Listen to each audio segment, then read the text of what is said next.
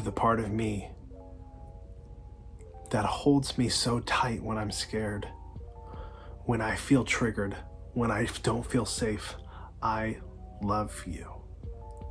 Thank you so much for how committed you are to finding me safety when I ostensibly cannot find any. Thank you for how it is that you show up for me.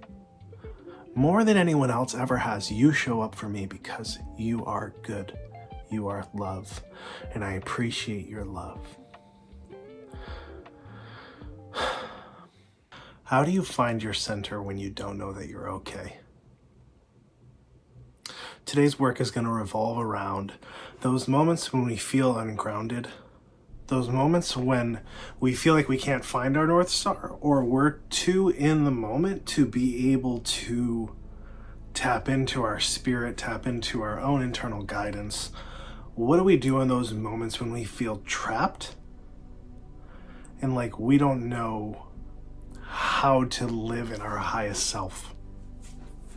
In our calm moments, we can talk like this, and we can plan, we can choose how we would deal with difficult situations, but it's not until we're actually in those high intense moments or those deeply triggering or stressful or traumatic environments that we find ourselves in that we then have the opportunity to act in a way that our highest self would want us to act. But actually living in those moments and making those decisions is the actual work. Not that we succeed or that we fail, but that we bring realization to those moments. Hi, I'm Daniel Estevez. I'm a spirit guide. I'm a life coach, and I make content for people who want to see something different in their life, yet they don't exactly know where to find it. And the real answer is that we're finding those answers inside of ourselves, and we're learning how to do that together.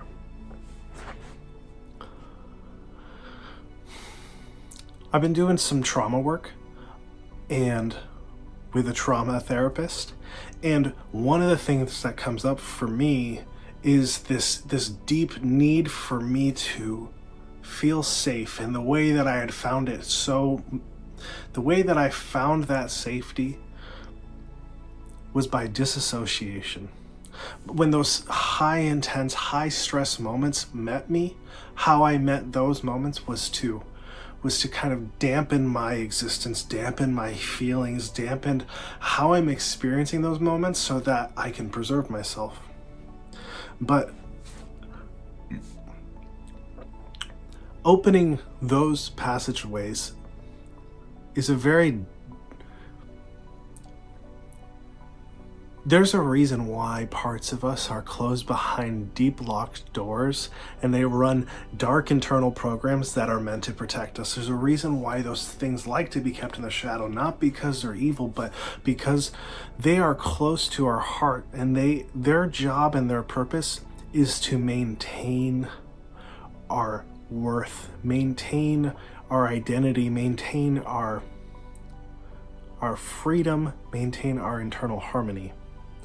Now, the way they do it might need some revision, but at their core, it is a love motivation that draws us towards finding salvation, finding hope in very difficult moments. And with all deep work, we greet those parts of us with love and appreciation, for it is those parts of us that needed to become active and still become active because there's a deep heart connection to saying, I will not be stepped on, I will not be hurt, I will not let this thing happen to me again. And where we might have trouble now is we are no longer the 5-year-old boy. We are no longer the 14-year-old girl, whatever the case is for you. We are no longer the age in which we are trapped, promising to defend ourselves. But we still will feel that external environment in a way that is so reminiscent of times past that hurt us that we will enact our defenses to keep us safe.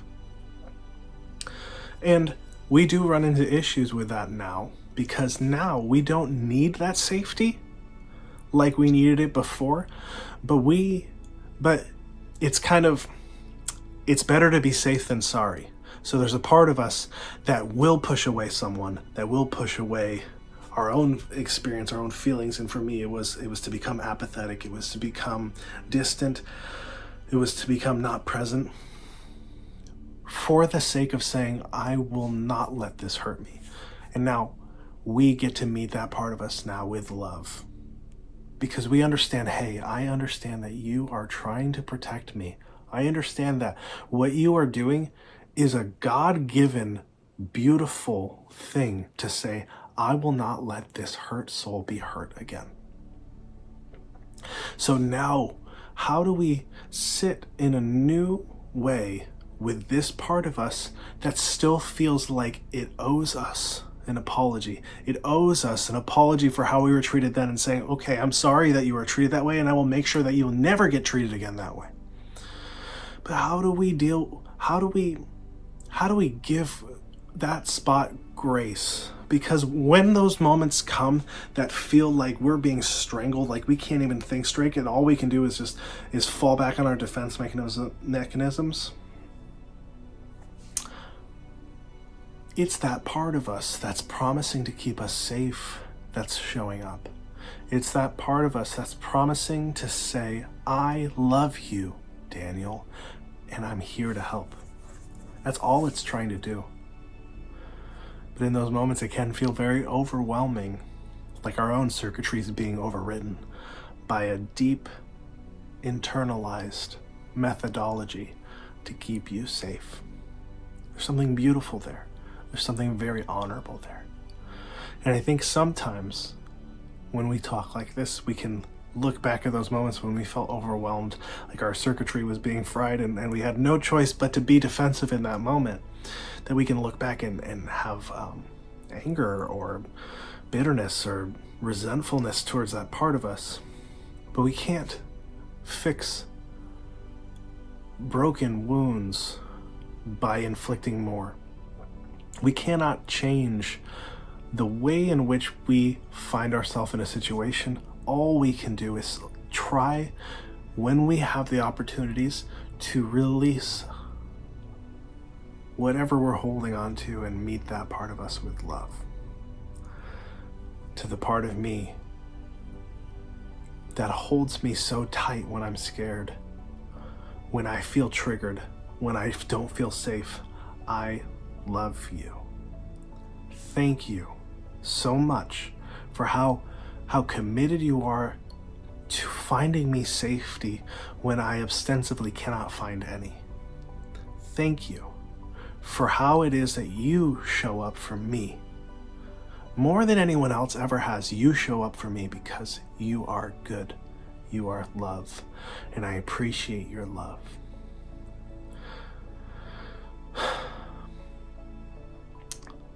That's one of many steps in the process of learning how to sit with parts of us that don't know love, that maybe they don't feel love.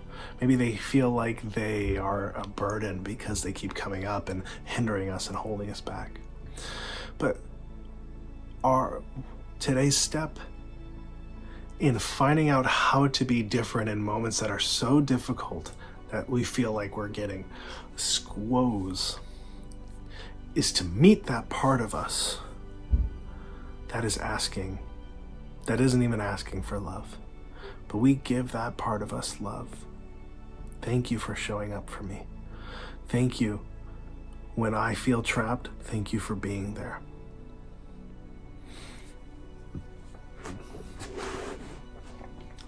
These are the first steps of healing in a new way.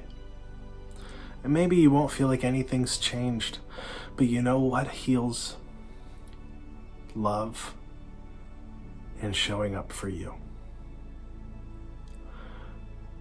When I couldn't think straight, thank you for being there for me. When I felt like a failure, like I fucked up again, and there's no point in me reinvesting in myself and believing that this moment will be any different, thank you for being there for me. And with this togetherness of us and our shadow, we open ourselves entirely up for light and love and healing. May you find happiness. May you find hope. May you find healing. May you find the thing that you need that you don't even know that you need. We are saturating our hurt self, our current self, our past self, our future self. We are saturating it with love and acceptance. And where we can't, we ask that love make up the difference, that the universe, God, and all that grace would find our inconceivably small hidden parts that don't feel like they're worth being found, and that they would be found and they would be revitalized and renewed and restored. And may we have that healing together, and may we find wholeness in this journey. I want to hear about how you guys are finding this. How are you doing on this journey? This is not easy. This is real work. This is real work, and we're in it. And we don't want to keep following the same patterns that we've known. You don't. We want new. We want a new way of being. But guess what? With new comes new fears, new scary, new anxiety, because we are stepping in a new direction. And we don't have the familiarity of knowing how this ends. I'm 35, and this is new work for me. I have old work that I've done, and I have old results, and I don't want that. I want something new. I want to have a real heart connection in my work, in my love, in my play, in my relationship to myself. And that's our offer for all of us today, is we are here to heal. We are here to be open. And I want to hear from you guys. Where are you on your healing journey? Click the link in the description below. We can do a free call. I want to hear from you. I'm a life coach. I want to sit with you and I want to hear from you where you're at on your journey, because you don't need to do this alone. And neither do I. No one needs to do this journey alone. And I'm tired of thinking that we can do it alone just to make the trek even longer and harder. Take a shortcut. Reach out to me. Like, comment, subscribe. I want to hear from you guys. Share me your story. I want to hear what's going on in your life. All right, y'all. I'm out. Take care.